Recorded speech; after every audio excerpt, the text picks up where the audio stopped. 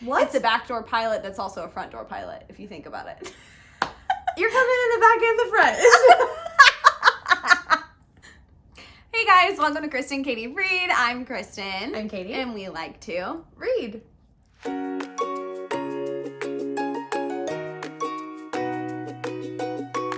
Okay, so July's over. We'll just come out and say it. August is here.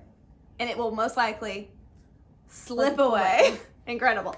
Yes, so we wanted to just do a quick review of the books that we read in July, do some recommendations, some recaps, and see what you guys are reading. Absolutely. So let's dive in. Okay, so this month I read City of Heavenly Fire. I read Hush Hush series, the Hush Hush, what? Hush Hush. The Hush Hush series by Becca Fitzpatrick, and I read Beautiful Disaster by Jamie McGuire. I read The House on the Cerulean Sea by T.J. Klune. I read Malibu Rising by Taylor Jenkins Reid. Gotta get that name right in order. Yes. I read 2 books from the Good Girls series by Kerrigan Byrne. I read 2 books by Ava Ibsen, who's they're historical fictions, and then I read The Heiress Gets a Duke by Harper St. George, which I think is the coolest author name. I just really like it. I saw it and I was like, born to do this if it's not a pen name. And then last, I read the 4th book in the Bromance Book Club, Isn't It Bromantic by Lissa K. Adams. Okay. We are going to give a brief synopsis of each book, spoiler free. So no spoilers in this. We just want to discuss kind of what happens in them, what we like about them, what we don't, if we would recommend them, compare them to anything, give our Goodreads rating and our personal rating out of 10. Okay, so I read The House of the Cerulean Sea first this month by T.J. Klune. It is a story set in our world, but there is the existence of magic, and so there is a government organization who oversees magical children.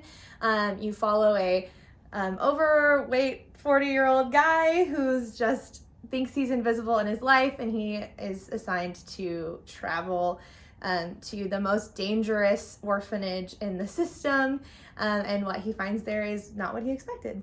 So, okay. I would suggest it if you like Harry Potter.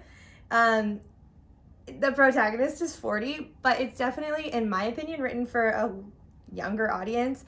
There isn't any explicit scenes or anything like that, so definitely if you like magic in our world or contemporary magical stories, it's a great book. And it's also LGBTQ, correct? Yes, there are LGBTQ plus characters in the book. So what is your Goodreads rating? I think I gave it a 4 out of 5 on Goodreads. I would give it an 8 out of 10. Like I said, I think it's kind of marketed to the wrong crowd. Yeah. I knew that it was an adult fantasy book, and it is very young. Yeah, good. For sure. Okay, book number 2. I read Malibu Rising, which is the newest release from Taylor Jenkins Reid. I feel like it's so hot all over the internet. So big. She is just killing it. I mean, summer vibes, strong summer vibes. Also, we did our top picks of the year so far. Another one of her books, The 7 Husbands of Evelyn Hugo, among my top 5. One of her husbands is one of the main characters. I love that. So it's really fun because you already know him, and then you just kind of get to learn like this whole other part of his life. Evelyn was such a small blip in it. It's kind of told in 2 parts. So it's told in like the 50s whenever Mick and his wife met, and then it flashes forward to the 70s whenever the kids are like grown. And it's all happens in one day. They're throwing a big party. I would suggest it if you already are a fan of hers, if you really enjoy like stories about families and about ties that bind, whether it be blood or the connections that you choose in your life. I would give it, I think I gave it a 5 out of 5 on Goodreads, probably a 9 out of 10 personally. Well, that's really good. It is. It was such a good book. It's just so hard because I read Evelyn Hugo this year. Yeah. Okay, my first book that was new read for me was Beautiful Disaster. So Beautiful Disaster is a hot mess, Katie. It is a hot mess. Is it a beautiful disaster? It's something. She does one of those things where like they're describing their feelings for one another and it's like, it's a disaster. No, it's a beautiful disaster. It was like, it's pointed. It's crazy. It's definitely just if you're looking for some like smutty trash, it's great. Like I really enjoyed it. I went through it really, really fast.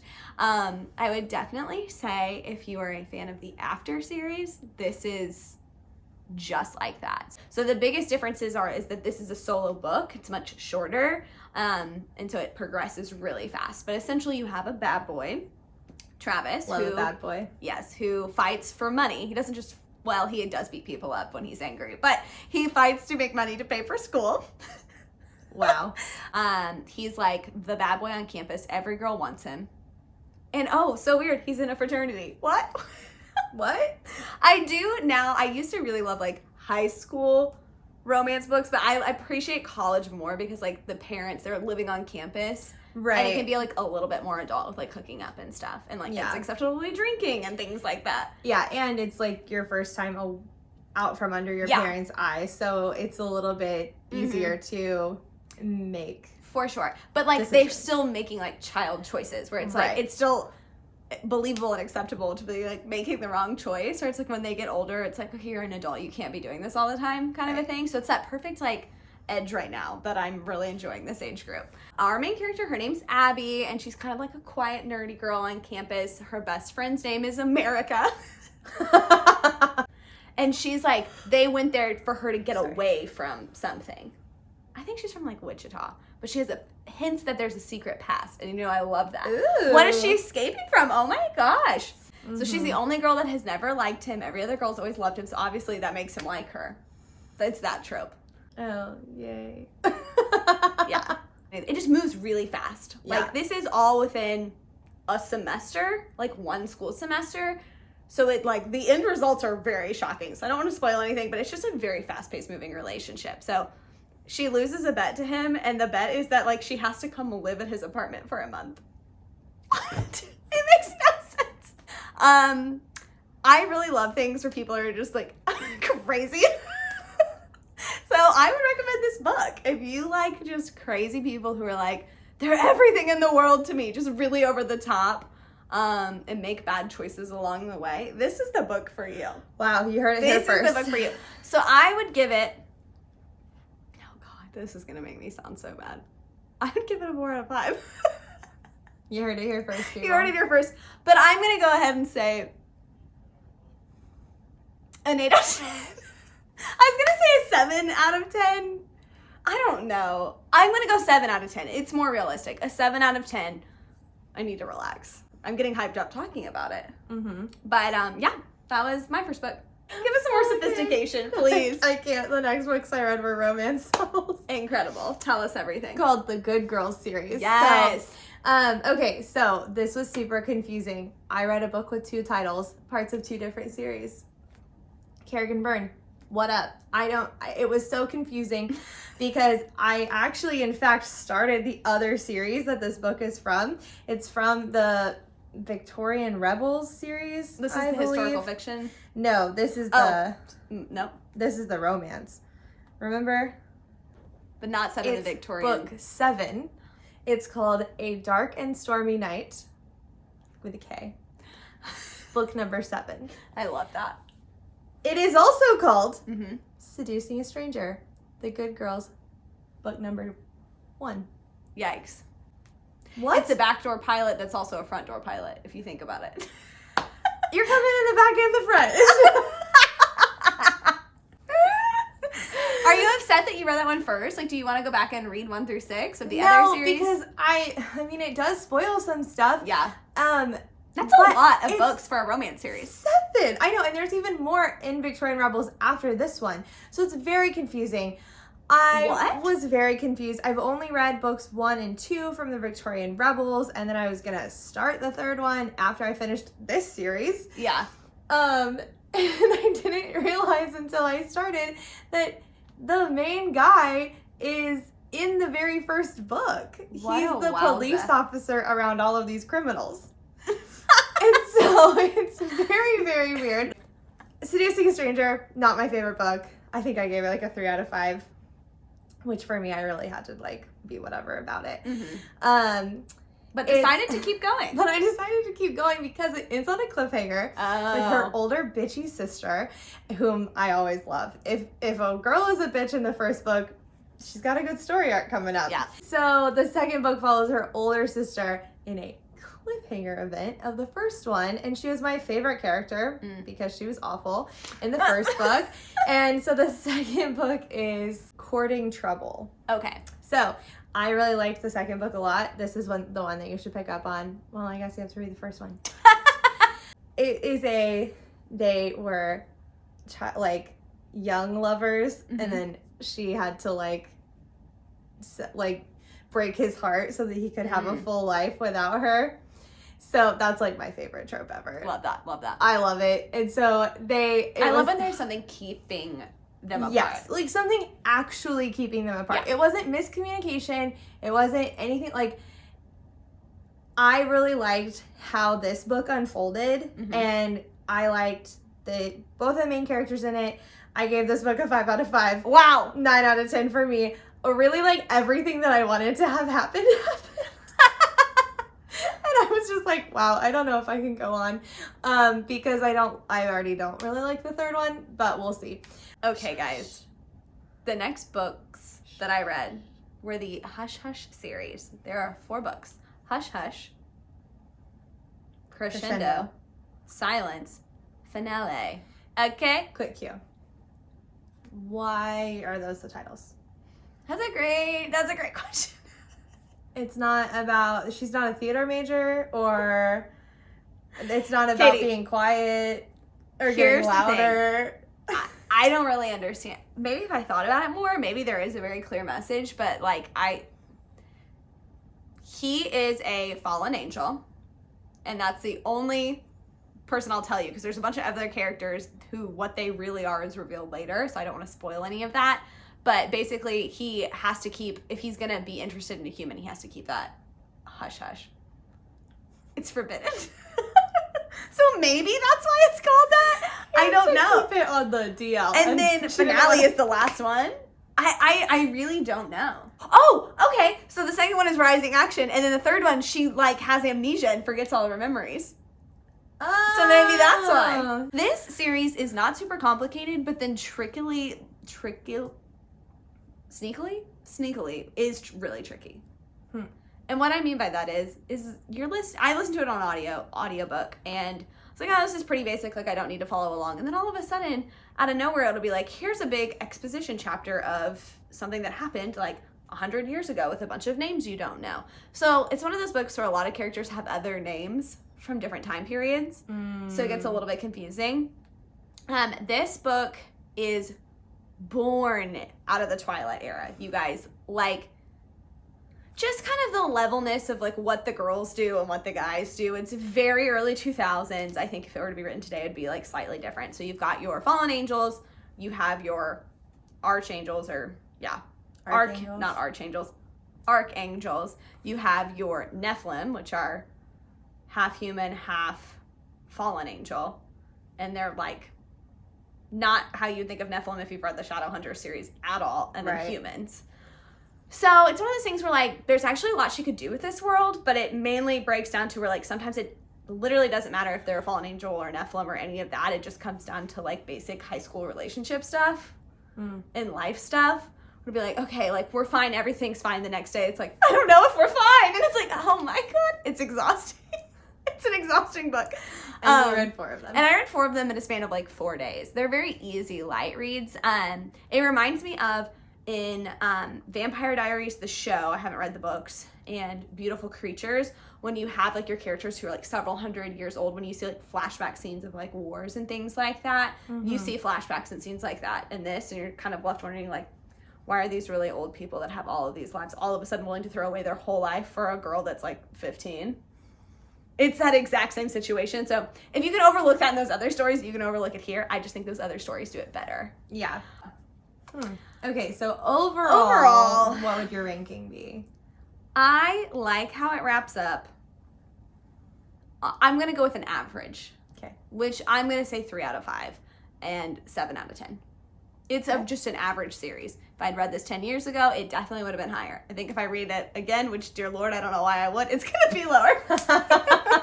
In your 30s, you read it and you're like, Jesus Christ. Yeah. But, like, I mean, I can see high schoolers liking it. I just think I'm getting to a point where I like more elaborate fantasies. Yeah. And, like, more intense romance. Yeah. What were your last 2 books? My last 2 books were romances. So I read... Go ahead and dial up the steam notch. Not too much.